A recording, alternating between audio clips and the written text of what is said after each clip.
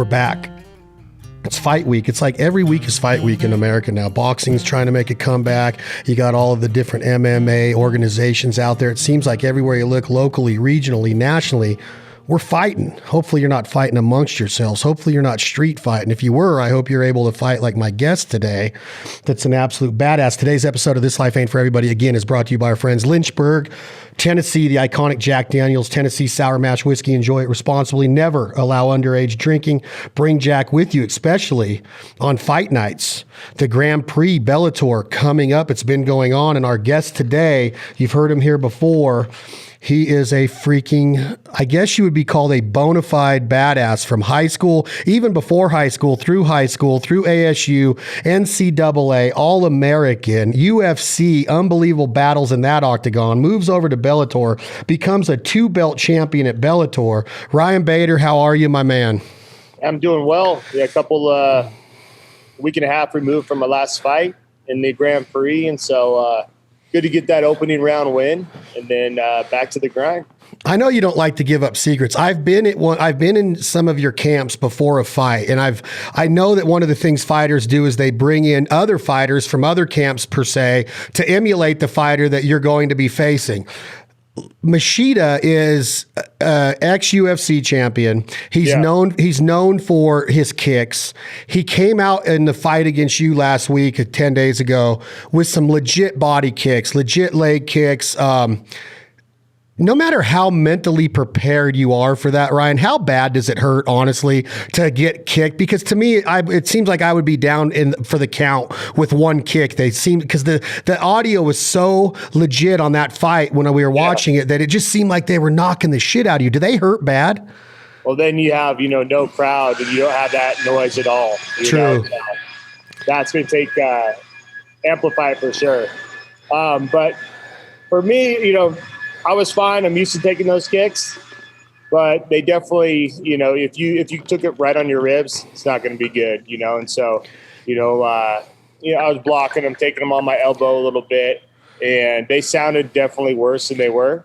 But you don't want to keep getting kicked like that for too many times, And then he is tricky, and he did kind of put one upstairs a little bit, kind of got me in my neck a little bit, So first round, we were trying to stick to the game plan, and the game plan was to be patient and not rush in.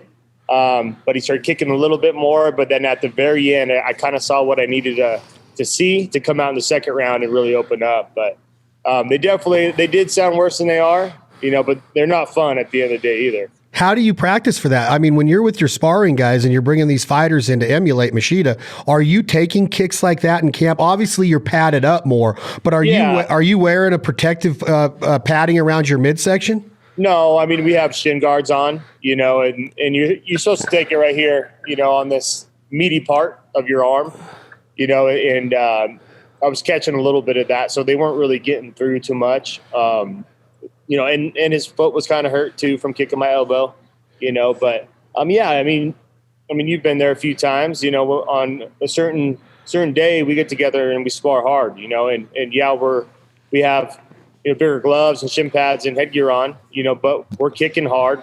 We're trying to get through, and so that's where you see that and you're able to, block and do what you need to do and learn the little tricks too. When you start thinking about, you said your game plan, you stuck to the game plan for round one, Bader. You're a world-class MMA fighter. Let's not let that go unbeknownst. But in my opinion, and obviously I know the fight game is smudge compared to you, wrestling is key. Wrestling is the foundation of being an ass kicker, in my opinion. If you look at the greats, all the way back to the early days of MMA, back in the early 90s of Hoist, he wanted you on the ground. He wasn't per se a wrestler. He was more of a Brazilian jiu-jitsu artist, but taking somebody down and being able to own them and either tie them up for a submission or a choke or ground and pound. You're so good at wrestling. Your double legs, your high crotches, your single legs. That seems to me like what you fell back on against Machida. Even though you look back at like the Fedor fight, you one-punched one of the greatest heavyweights in the history of fighting. You're a wrestler at heart. Was that your game plan against Machida, was to try to get inside him and get him to the mat? Yeah, for sure. The first, he beat me in 2012, I rushed in there and he ended up knocking me out, and it was one of the things where, we wanted to get to the ground, but at the same time, we couldn't be impatient and do what we did, 9 years ago and rush in. And so that's why I was talking about being really patient, even though it wasn't going super well that first round. We knew we were going to be able to, at some point, get it to the ground. And when I say that, I saw at the end of the first, what did I wanted to see? I wanted to see him back up to the cage, and he kind of was freaking out a little bit, didn't want to be there. And I could see kind of what way he was kind of, wanting to get out.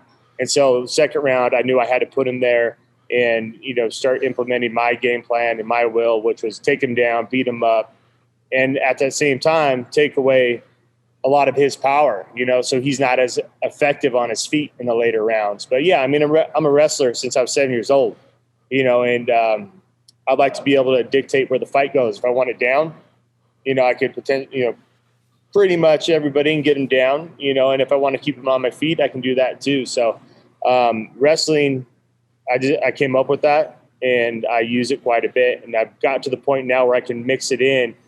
And, my wrestling makes my hands good and the hands make my wrestling good. So, well, let's talk about that for a second. In the last 2 weeks of what's been going on and what your forte is, are you still a fan of traditional college freestyle wrestling, Olympic wrestling? Are you surprised at all by the final team of David Taylor, who is, he's offensive as heck. He's on a different level to me, watching what he's doing right now. Bader Dake was a stud. He took out Burroughs, which Jordan has been on the team for over a decade.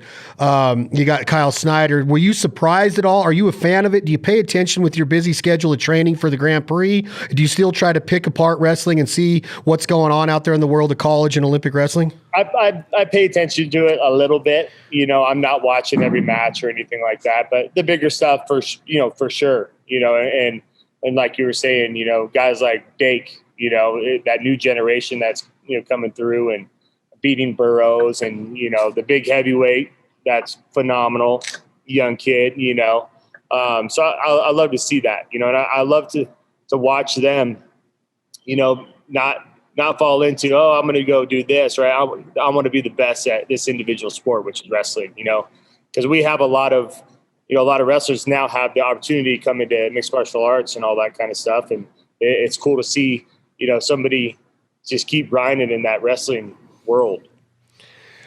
When you think about your college days and the packed houses at ASU and Sun Devil Stadium and that part of your career, you have the Iowas, you have the Penn States, you have the Minnesotas. There's wrestling in parts of this country that are like Friday Night Lights in Texas. Yeah. You and I grew up in a place to where I don't know if we really had that, Bader. It's very evident in other parts of the country that if you're going to be supported as a wrestler, you're supported. We were lucky to have 100 people at the mat watching a match when you were doing your thing. And that might be a little aggressive with, that might be a little low.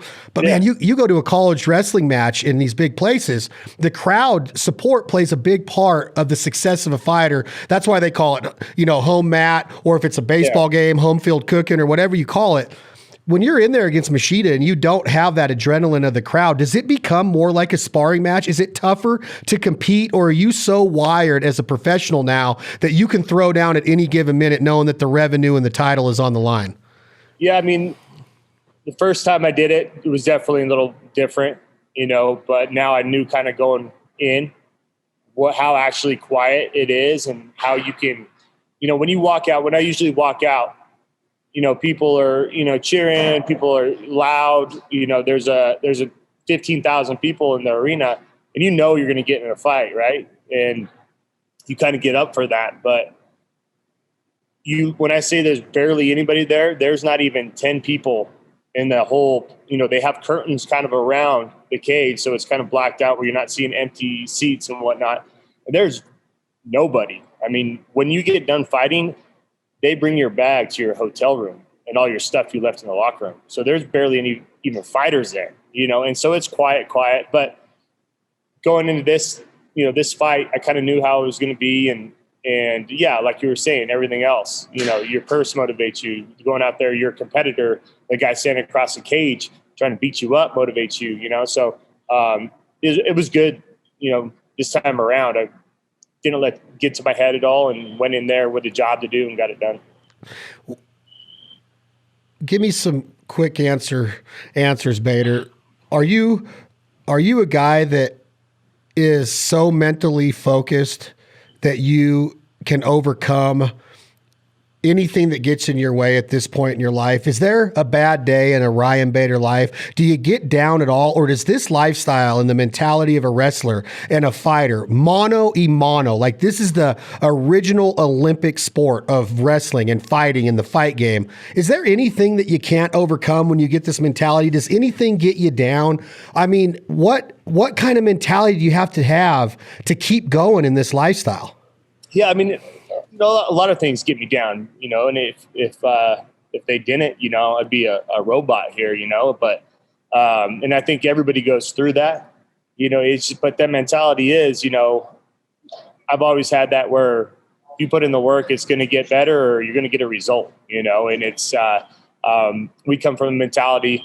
It's not always good, but it's like work harder, because we have a goal and we're going to accomplish that goal, and put the work in and do what we have to do, but I have bad days, this and that, and outside of the fighting world, all that kind of stuff, I have a family, I have 3 kids. And so, but when there's a job to get done, whether that's, hey, we got, a fight here, 2 months from now, you got to compartmentalize that and take it, either training session by training session, day by day, week by week, till you get there. And that's just the MMA part, then you have your family. I like to turn off the MMA part when I'm around my family. I don't want to bring the gym into my household, and when I'm training, I'm focused on training solely, and so, try to do a lot of that. But I mean, I would say wrestling was probably the biggest impact as far as my mentality, not only in the sport of MMA, but just in life in general. When you start talking about the way we get whether it's motivation or our news or our content today, talk to me a little bit about your mindset, Ryan Bader, on social media. You have some of the funniest shit out there as far as a celebrity fight game personality with your brother-in-law and the pranks that you were playing on him. And there's some your wife is hilarious on there. But answer me this, Bader. You're the best heavyweight in the world. You're the heavyweight champion of Bellator. But then you have this social media that you can watch what's going on out there, right? You got the elephant in the room is UFC. Is Ryan Bader really the best heavyweight in the world? Do you pay attention to the Naganos and the John Jones, what he's doing now with his weight gain and moving up to heavyweight? Does it ever make you be like, damn it, man, I need to be back over there doing that? Or are you so free-minded now that you could just be like, look, this is the path I chose, I'm here? Or do you still have it in your heart and your soul that you have to go over there and prove yourself like, look, I'm the unified heavyweight champion of the world? How does that work out now? Because Nagano is a bad son of a bitch. That dude can punch. He's a good fighter. You're a world-class fighter. John Jones has never lost except for disqualification. We can talk about his career if we want and the testing and the doping and all that. I get it, but he's still a badass. You've actually have one of your losses to John Jones early in your career. Yeah. How does all of that turn out right now in the mind of Ryan Bader? Man, I don't really care, and it's, we all made decisions, right? And for me, I have 20 fights in the UFC. I felt like I should have got a title shot. I was on a 5-fight win streak, let's talk about this and that. And when that kind of happened, when I didn't get it, I was like, you know what, maybe there's greener pastures, and had the opportunity to kind of know what I could get elsewhere.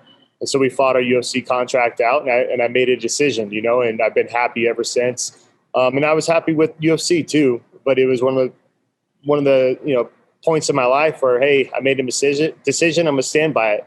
And everybody's always going to talk about who's better over here in UFC or Bellator or another organization.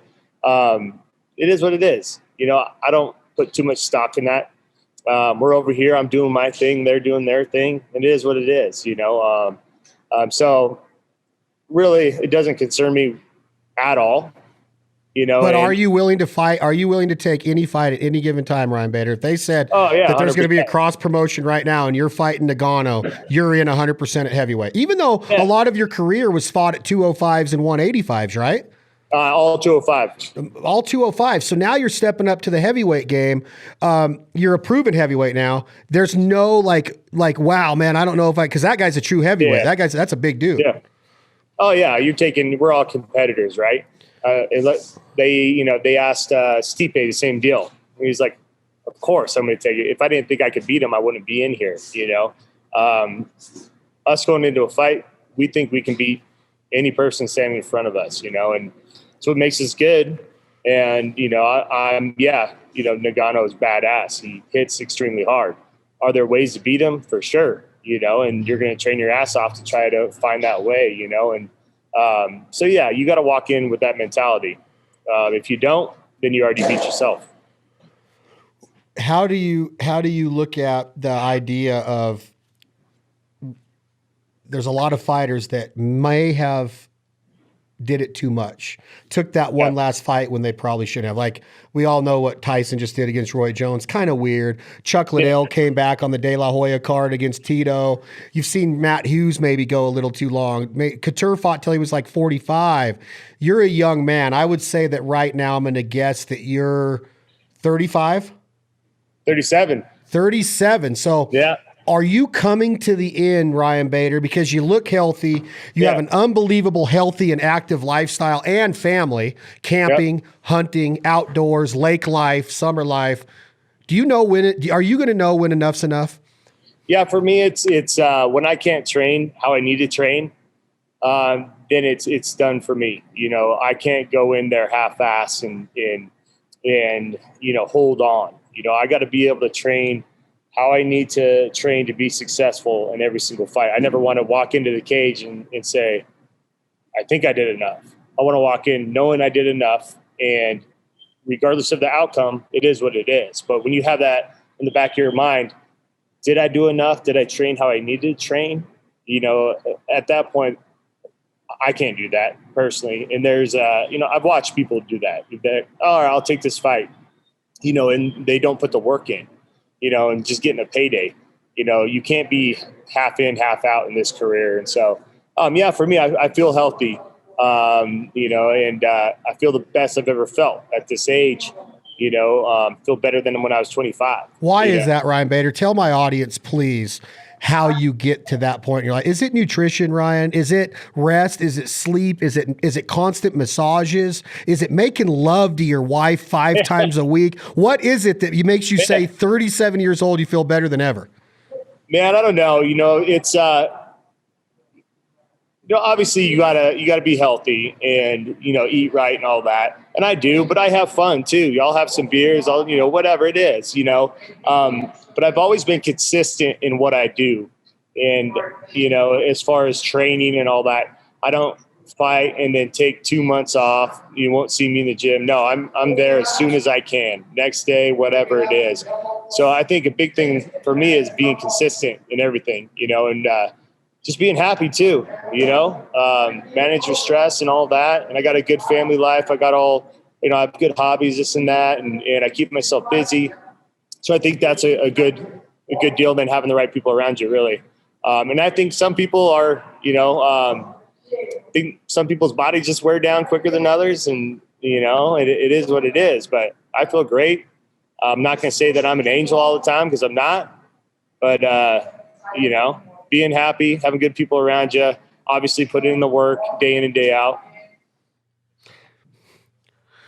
You talk about being an angel. You had a very disciplined family life, I would assume, like mine coming up. I wasn't allowed to go to a 7th grade pit party, maybe until my senior year in high school. I don't know exactly how disciplined you were, but I do know this.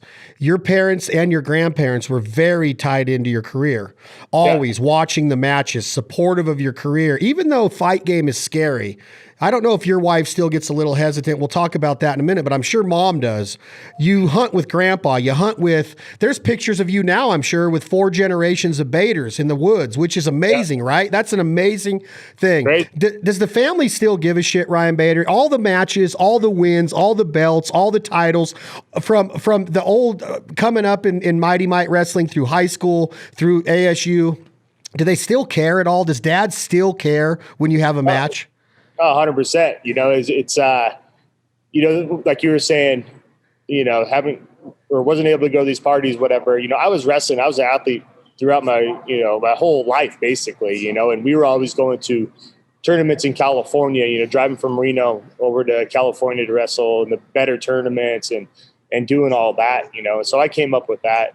You know, and my parents were always there at the wrestling match with grandparents, family, and they are still today. You know, coming to these fights, and yeah, they're all nervous as hell. And my mom doesn't like to watch, but she'll come. And one time she came to Vancouver, but she didn't go to the fight, but she stayed in the hotel room. And my aunt was texting her what was going on. You know, so yeah, they definitely care. And I mean, the last fight we could have fans. I think I fought in San Jose. Fought Chet Congo. You know, and there was a controversy that I poked him in the eye, which is replay showed that I did not, you know, and then Rampage Jackson came over. He was all drunk and trying to get in my face in the cage and whatnot. And he went back and was, you know, saying something to my sister. So my dad almost started swinging on him, you know. It was a shit show, you know, but yeah, I mean, they're still a huge part of it. And, you know, we'll come to the fights, you know, barring that, you know, fans can come to fights still. Which seems to be opening up soon. So, yeah, I can't wait to get back to those days. That's a huge part of the fight game. Is I remember some of my early days of the fight game, Bader, where when I was in UNLV playing baseball, I got to go see Tyson fights. They were later in his career. They weren't in the, you know, the 85 to 89, 90 Tyson. Yeah. We was destroying people. But I got to see Michael Moore, you know, get beat by George Foreman. I got to see Vander Holyfield against Riddick Bowe in the outdoor stadium at Caesars. When you remember that story, the fan man flying in with the the parachute. I remember we watched it. Yeah, I was 6th row for that right there and saw. Really? Riddick Bowe's wife fainted. They thought that he ran into her. That's when cell phones were like that. Walkie-talkie. Yeah, well, they were cell phones, but they were back in the day when they were like that long. Remember the old gray ones? You saw that they were just beating them with those cell phones, and I was like, but I got to see that. Then I was at I was at a lot of the De La Hoya big fights. I remember one when he was fighting gosh dang it, now the guy that smoked, I can't remember the guy's name from. Oh yeah, I know you're talking anyway, about. He was smoking on the way to the stadium and all this, and I think Oscar beat him in the 6th round. But the energy in that room is what makes the fight game to me. I know you guys are talented, but part of the fight game is the energy that the crowd brings to it. That's why the press conferences, you talk about Conor and what he's doing, bringing Ireland over here and all the flags and the whiskey and all that. There's a lot that goes in to the mentality of the fighter because of the crowd. Do you ever get to the point to where you get tired of the fans? Because at one time I was walking around Arizona with you and people are coming up to you and it's like, you're just Ryan Bader. Yeah. Are you just Ryan Bader on a fight day, or do you turn into a character that relates to those people and's taking pictures and he's signing autographs and you're more, because Conor McGregor's not always on. So, You know what I'm saying? Or do you turn into a character at all when it gets closer to the fight and on the fight day, or are you always just even keel? No, I'm just me, you know, and maybe that's not the best, you know, where you see all these other, you know, people like a Conor McGregor, you know, turn into a character and you know, talk shit or do whatever, you know, and a lot of time that's good for rivalries. That's good for pay-per-view and TV. But I've always just been me. You know, I interact with the fans and all that as myself. You know, it is what it is. You know, I'm not going to just flip a switch, you know, 15 years into my career and be somebody else, you know. So I am who I am. You know, and I try to prove myself in the cage, be a good person out of it. It is what it is. Do you think that after I'm talking along the line of characters here, do you think that you would ever have the mentality? Because a lot of people on this podcast, they might assume you're a great athlete, but you are an exceptional athlete when it comes to body control, muscle memory, balance. There's a lot that goes into getting to the level that you're at. But besides that, you're a great football player. You could handle yourself in a lot of different athletic activities. Could you ever see yourself taken the Kurt Angle route, speaking of Olympic wrestlers, and being a fake wrestler for the audience and turning into a real character because of the money you could make, but you do have to turn on, you might have to put on a mask, Bader. You might have to put on makeup. You might have to put on those armbands like the Ultimate Warrior would tie off on his biceps. Yeah. The Ultimate Warrior was a freaking stud, right? But I've been looking at like guys like Stone Cold and The Rock, who's probably one of the most successful people in the world now. Could you ever see yourself going that route after a successful mixed martial arts career? Man, I don't know. It wouldn't be for long if I did it. It'd be for, to do something different, in a couple of years or whatnot. But man, I don't want to be The Rock. I don't want to be that popular or anything like that, but it would be fun to do something different. I'm not opposed to it, but it'd definitely be, kind of out of character for me and in a new challenge basically, but, and I have some friends that you wouldn't think, like a Cain Velasquez, right? Former UFC heavyweight champion, I think he might still be doing it, but, was doing the luchador stuff in Mexico where he was huge. I think he went into WWE for a little bit, all that kind of stuff. So, I'm always have an open door, right, to opportunities. Would one of those opportunities ever be you hosting a hunting show? Do you love hunting and fishing in the outdoors so much that you could also try to make that a living? Or would that be the mentality of, that's my off time, that's my family time, I don't want to turn that into a career? No, 100%. I would love to integrate that, somehow into making a living, and, we have fights that we won't know when, fights are, right? So I fight in July. I might have one fight in October. So sometimes it's hard, with tags and all that kind of stuff. But, I help out a charity here, Outdoor Experience for All, where, we take out wounded veterans. We took one out on a bull elk tag in September, goose deer, all that kind of stuff. So I love doing that, and I get my fix there. And then, I'm putting in for tags the whole time. And my wife and I shot 2 bulls last year, and I love being able to share that with friends, family, and then to help out too, like those wounded warriors, so, like I said, I'm always open to opportunities and would love to integrate some of that into my future, whether that be just for fun or for a job. When it comes to military, Ryan, I know how proudful you are of our military, and you're a warrior in one way, but we all know that that's like on a different level to go over there and put yourself. Does it ever amaze you? Because I know it happens to you, because it happens to me when you meet these guys on a hunt or at a fight. They're always telling you how much they look up to you and how thank you for the hunt and thank you for letting me come to your fight and thank you for doing what you do. Can you imagine having that much of a level of humility, Ryan Bader, which I'm sure you do or you're close to it. Yeah. But being around those guys has brought me to a different level of humility personally, of like, wow, they literally just put their boots back on American soil. They're over there for 9 months at a time with a gun in their hand, fighting for our freedoms. And then they have the audacity to tell me thank you, and that they wish that they could do this more with me, when I'm sitting there going, oh my God, I'm the one that's thanking you, right? Does that ever hit home with you? Oh, you're spot on. And I've been around, different generations. We took one guy out, a Vietnam vet. He 3 limbs were amputated. He had one arm.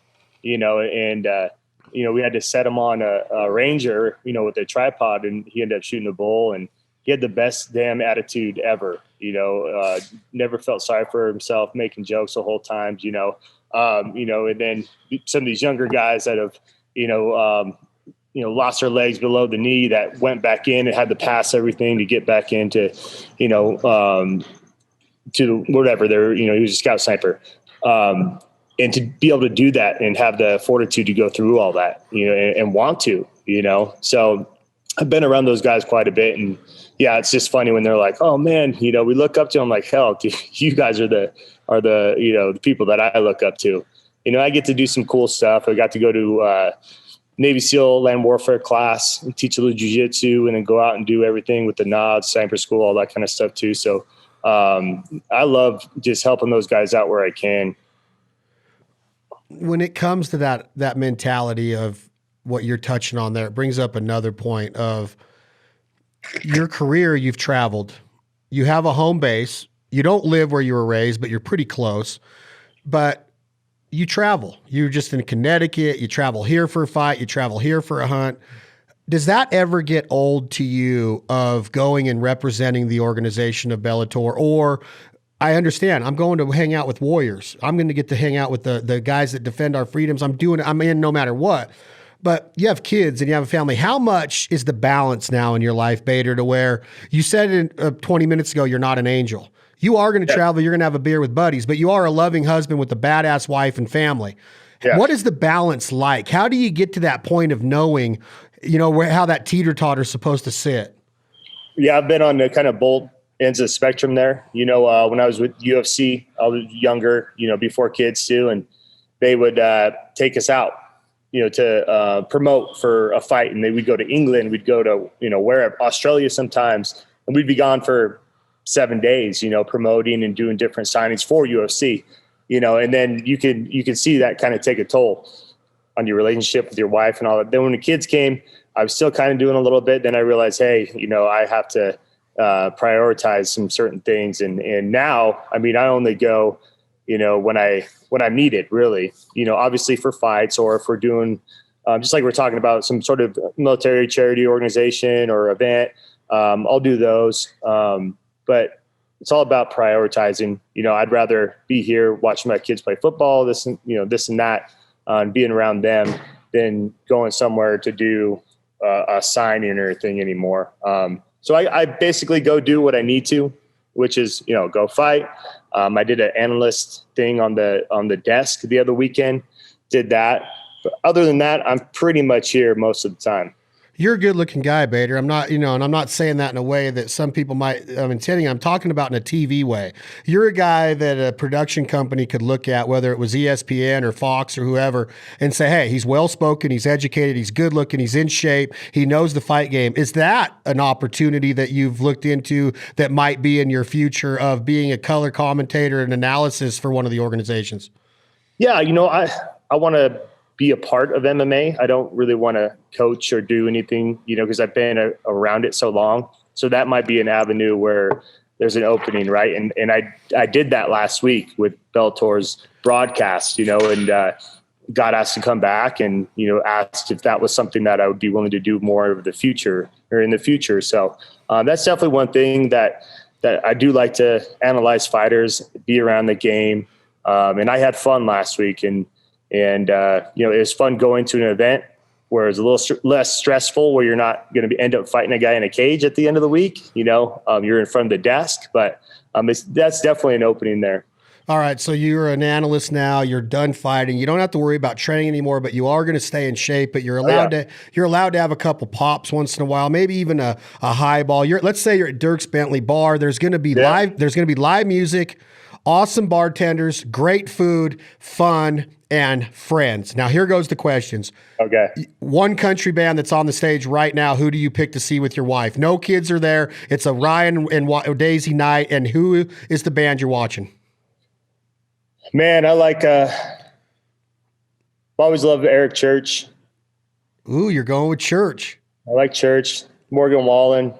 Oh, even after all the trouble he's been getting. Yeah, that on that, huh? He's still selling a bunch of tickets though, Bader. I know. Cody Jinks a little bit, a couple of his songs. Ooh, I kind of like the more kind of old school vibe. Cody was just on the podcast. I think me and him need to go get on a hunt this year. 100%. My buddy CB knows him pretty well. So we all got to get together. CB Dollaway. Okay. So now the music's set. You go up to the bar.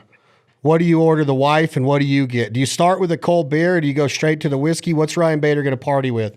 Man, back in the day, I would have been whiskey, but I'm more of a beer guy now. I don't know when that switch happened, but if I drink whiskey, I can handle my alcohol too. But man, lately whiskey's been getting me, and so I've been kind of playing it safe. I'll just do a little Coors Light throughout the night, and I'll be good to go.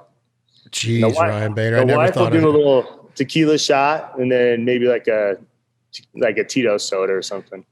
I was gonna tell you I wanted to ship you a bottle of my new Foul Life Jack Daniels, but if you're not a whiskey guy, Shit, I'll drink it. I Okay, I just have to be at home. I'm shipping it to you for after your victory in the Grand Prix.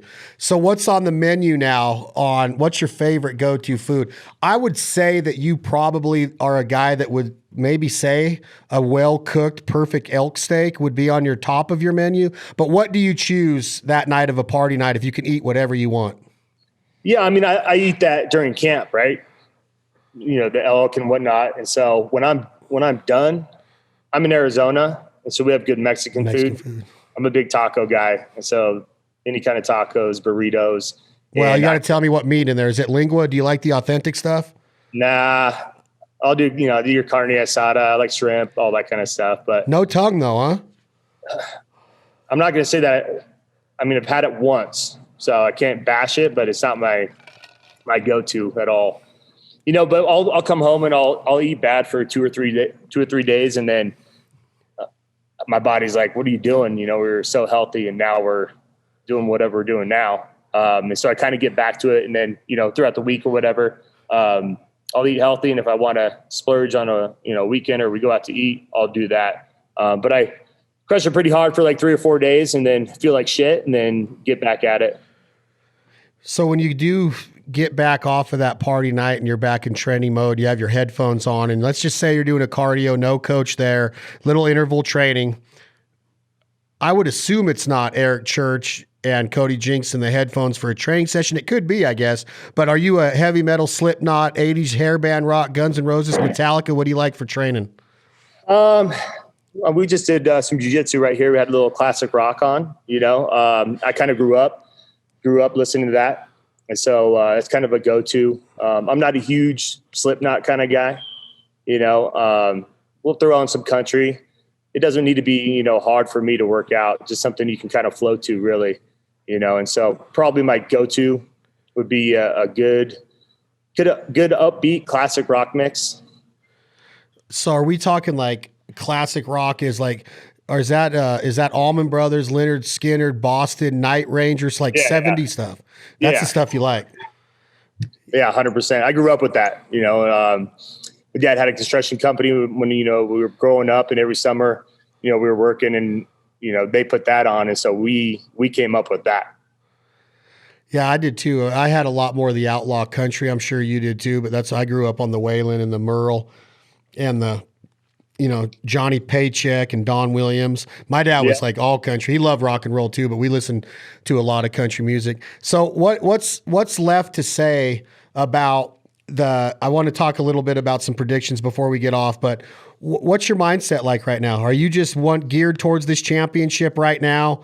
And then what happens after you're unified again as the Grand Prix heavyweight champion of Bellator? What happens after that? Is there another super match that they're going to set up right after that? Or is there talks going on of anybody that's in your scope to fight right now? Yeah, I mean, we're in the light heavyweight Grand Prix right now, right? And I always like to have goals, and my goals are short-term, long-term. Short-term goal, win my next fight. Make it to the finals. Long-term goal, win this whole Grand Prix.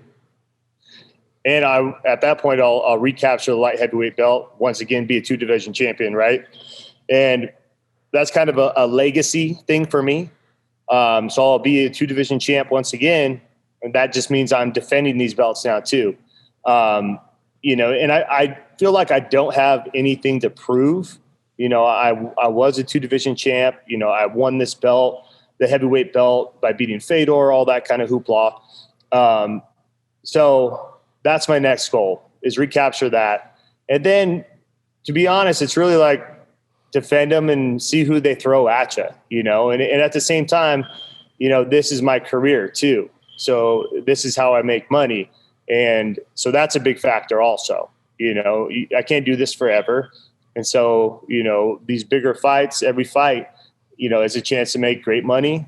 And so there's that factor. It's not always going out there, I want the biggest name because I want to prove myself too. It's like, hey, I want to go out there, make my damn money too, even if it's defending against, I don't know, give me whoever, give me a guy. Let's just fight, basically. So it's 50-50 on that. But right now I am more towards that legacy, go out there and capture this light heavyweight title and win this Grand Prix, because that's a huge thing that I don't think anybody's ever done, So those are my two like mindsets right now.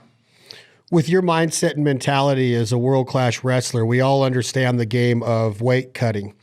If the money was right, could you healthy cut to 185s and win that belt too? No way. I wrestled 197 in college, and I mean that I've only hit that, whatever weekend we had to weigh in, and I haven't been down there in a long time. And I was only around 210 at the time, and so when I can get down to 210 pretty easily, and then it gets I'll drop down to 210 within a certain amount of time, and then from 210 to 205, it's double. That 5 pounds is double the other 15 pounds, because my body's like, whoa, hold on, what are we doing here? And so, and I'm pretty beat getting down there. So to be able to get down to 185, even if I did a whole thing where I was, shrinking my body, it just wouldn't be worth it to me. It'd mess my body up too bad. And I don't see the upside to it. On that same line, give me some advice for the younger generation out there of club wrestlers that might be 7th and 8th graders, 9th, 10th, 11th, seniors in high school, maybe go and do a club after high school before college. What would Ryan Bader's advice be on weight cutting and the knowledge of weight cutting and the trust, the trust of the coach and the system that's going? Because there's a lot of talk about that. What's healthy, what's not, kids are getting sick. What would your advice be? Man, I'm a competitor, so I get that side of, I'm going to drop a weight class because I want to, wrestle this, or I can't wrestle this weight class because the guy's beating me. I got to go down to here. And I get that. I'm not going to sit here and lie and say, hey, don't cut weight, because, I did, and I had that mentality. But we tried to do it right. But at the same time, there's a lot on the line, college scholarships and whatnot. But I mean, fighting heavyweight now and not cutting weight, when I'm fighting at a heavyweight, I realize how much better I feel, like a ton better, without depleting your body the day before, the day of, a tournament, so, and then, my thing is with the younger kids, that it's really, I mean, yes, it's for something. And yeah, it's for, say you're 9 years old, and yeah, it could be some sort of title or whatnot. Do you really need to cut that weight? Not really. You're going to go and do well in high school or college, whatever, but I don't love to see younger kids cutting a lot of weight, pound or two, but I've seen a lot of my friends that struggle to get down to 125 or 103, that blew up after they were done wrestling because they just put their body through hell the whole time. And so there's a fine line there, and I don't know what that is, to be honest. It's having the good people around you. It's having a good coach that says, hey, you're not wrestling well because you're so depleted. I see you every weekend. You're killing yourself to make the damn weight. Wrestling's not going to be fun for you anymore, too. People are going to get burnt out just from cutting weight. So, but at the same time, I did it. I'm a competitor, and I know there's other competitors out there that want to be the best. So it's having good people around you. So does Ryan Bader allow his son to become a wrestler and an MMA fighter? The dangers out there, what you've heard, let's forget about just the training and the tenacity that has to go into it and being on your A game. There's a lot to take out of a fight career. I do get it, but it's a lot of sacrifice, and there's a lot of injury. There's a lot of chance for injury. Do you allow it? Do you push him into it? Is it a natural flow of progression of Ryan Bader's not that dad that's going to say, oh, you're going to get in the fight game? How does that work out with the mentality you have right now? Yeah, my kids, I mean, they do jiu-jitsu a little bit, a couple times a week. But I'm not the guy to push them into it at all. If they want to, if they really want to, and I see that they put in the work, then yeah, potentially. But for me, I'm not going to go out there and be like, hey, let's train this and this and this because you're going to be an MMA fighter. No, and you know how kids are. They're all different personalities and whatnot. Right now I'm having fun with my oldest playing football, and I I went through a childhood where I wrestled a ton and wrestled year round. And I know how that monotonous that gets and the training that needs to be put in, and how at some points you don't have a life in other areas of life, So I'm kind of go with the flow with my kids. If they like it and they show interest, cool. But I'd rather them not get into, fight. I would like them to learn, wrestling, jiu-jitsu, striking. But I'd rather them not fight, to be honest. Okay. Keep that same mentality with a daughter. Is it even a question in your family if that would be allowed? Because this is a huge push. Women in wrestling. There's a women's Olympic wrestling team. There's MMA champions that are making millions of dollars now. Nunez is up there. Is that an option for a daughter of Ryan Bader to be in the fight game if she really wants to? Man, that's a tough one. I don't know.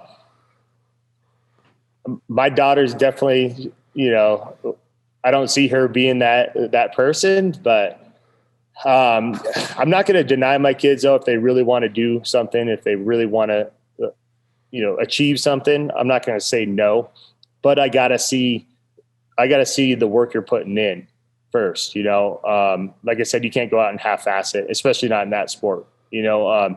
Looking back, we came up and we were Division I All-Americans, and then we put in the work and, went through all that, younger MMA days, all that kind of stuff.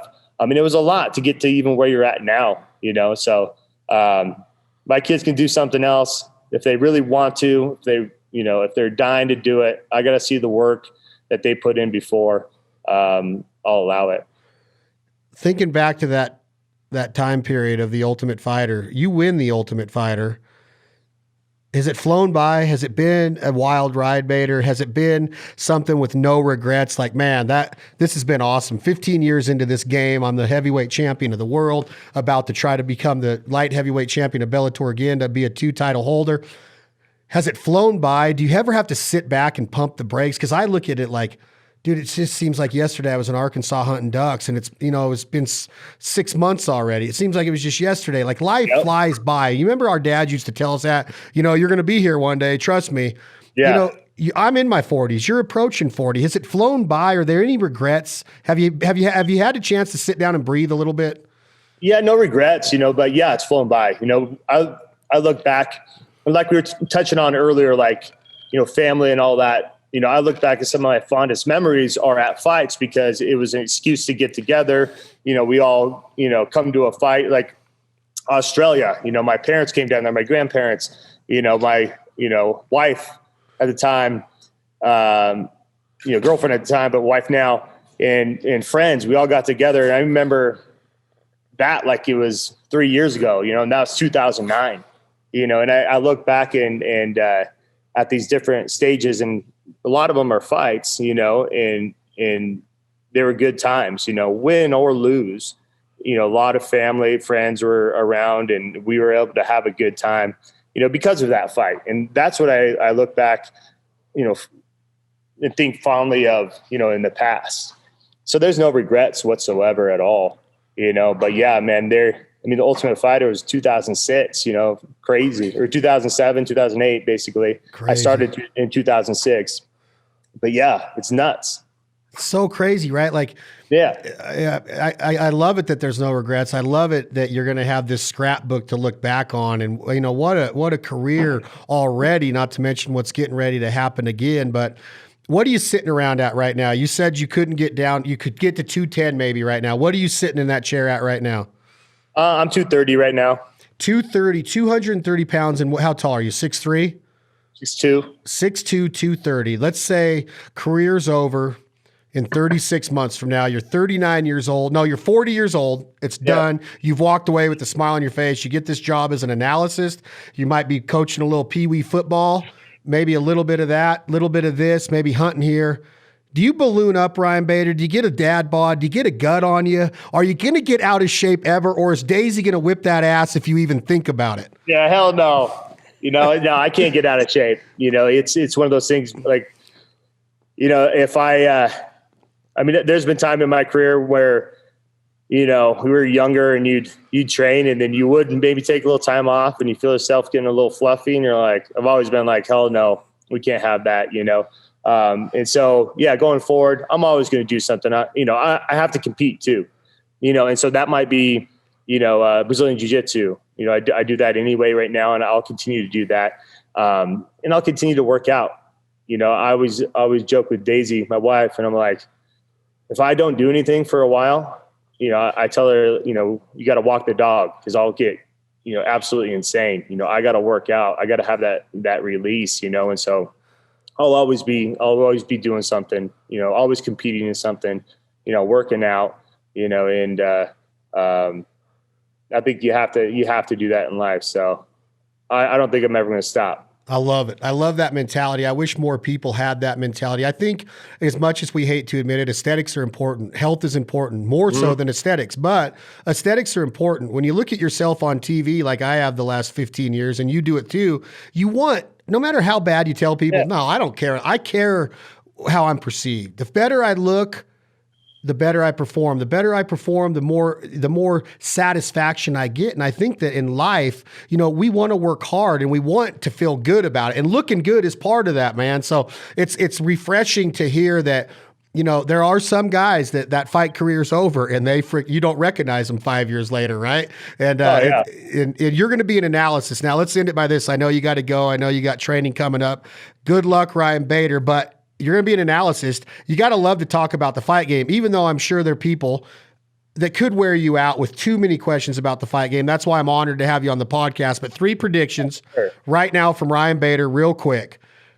Number 1, this coming weekend, Usman Masvidal Part 2. Who's your pick?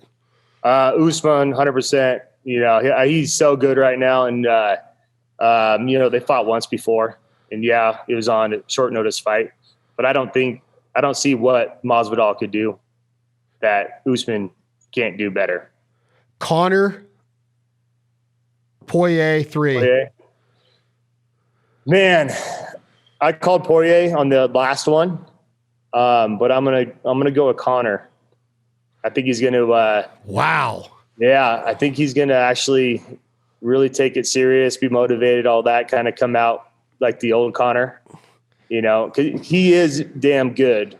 He talks a lot, but he is very, very good. And now he's going to have 20,000 fans in that arena. Yeah, I think he makes it adjustments and goes out there and gets a win. John Jones, Nagano. Whew.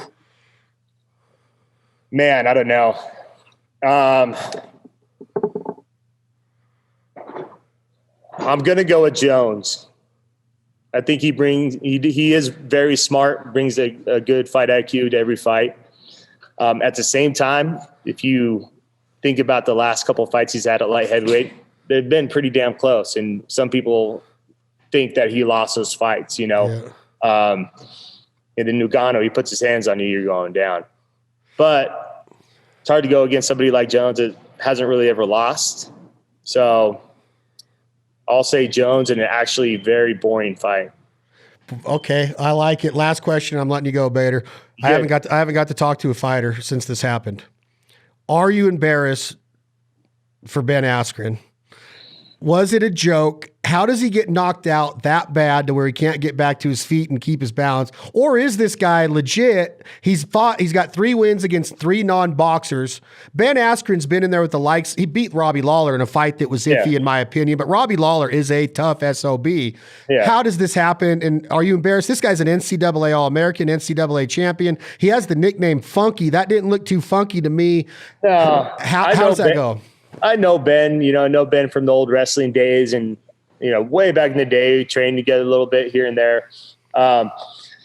But, Jake Paul, I mean, he's athletic, right? And he has been taking it serious and he has been with real boxers. He has been, training with real boxers and sparring and all that. And he can hit hard and he's somewhat technical, right? Ben was never those things anyway. They're doing a very, very good job at picking these guys that have no striking, that have a big name, but absolutely no striking. So they can say, hey, look, what I did is, decorated MMA fighter, Olympian, But if you watch the lead up too, and Ben's training for it, and watch him hit the bags or hit anything else, it didn't look too good, And so I wasn't overly surprised. I thought Jake Paul was going to beat him. I was hoping that Ben was going to pull it out and maybe, dirty box him and whatnot. But, I want a legit fighter, whether it's an MMA guy or whatever, to actually box. He can box, whatever, but a guy that knows how to strike to box Jake Paul. Jake Paul's a YouTube boxer. That's what they call him. Is it okay to come up in those ranks as long as you can hold your own? I mean, he's done a good job, right, of selling himself to get these fights. Honestly, more power to him. We don't like to see it as far as, they're getting huge purses. They're selling pay-per-views, over, some of these guys that have fought their ass off and made it their whole life, and that are awesome, MMA guys or whatever. And boxers are kind of the same deal. They're like, this guy gets to get this huge pay-per-view and whatnot. But at the same time, if you can do it, why not? More power to him. He went out there and sold 1.4 million pay-per-views or whatnot. His brother potentially is going to fight Mayweather. I mean, why not if you're them? Just say, screw everybody else. We're doing our thing, So I get that side for sure. What about your side, though, Ryan Bader? You're a heavyweight champion of the world. You are a decorated MMA fighter and college wrestler. Do you take a chance of tainting this record if the money's right to fight Jake Paul? I mean, if the money's right. Because chance, odds are you're going to smack him with one because you got hands. You can throw. But there is a chance that he catches you at the lucky one. Does that taint your career, and does that matter? Good question. Ben Askren had nothing to lose. He's retired, and he's like, I'm going to go make some money. It is what it is, and then the worst thing possible happened. But yeah, I mean, why not? We're in this to do, for me personally, that's why I went over to Bellator, all that kind of, I wanted to do different stuff, do, Grand Prix, all that kind of stuff. So yeah, I would probably take that fight if the money was right. I'm getting paid really well in Bellator, and they would have to, definitely surpass that by a lot for me to go over there and, but at the same time, who wouldn't want to go beat that kid up too? So, well, I don't know if it'll happen, but I would put my money on you. Bader, you're a stud. I love your mentality, your humility. It's amazing what you've accomplished coming out of this little old town of Reno, Nevada, and you have just completely knocked the shit out of the fight game, man. Congratulations. Good luck. Appreciate it, man. Good luck coming up. Congratulations on the Machida win, wrestling at its finest. Is there any last words? No, thanks for having me. I'll have to get up there, do some hunting with you, and finally get this Grand Prix all won, and hopefully it ends here July, then October, we'll be ready to rock. All right, my man. Well, I appreciate you, Ryan Bader. Good luck. I'll hit you up. I'm going to ship you a bottle of Celebration Jack Daniels for after the Grand Prix victory. There we go. Appreciate it, my man. That's Ryan Bader. Another episode of This Life Ain't For Everybody. Please enjoy Jack Daniels responsibly. Never allow underage drinking. Tom, Jake, hit that button. This is Leith Loft, and the song is called What You Gonna Do When the Money's All Gone. I'd rather be poor living off in a hole, rich as hell without a soul. Life on earth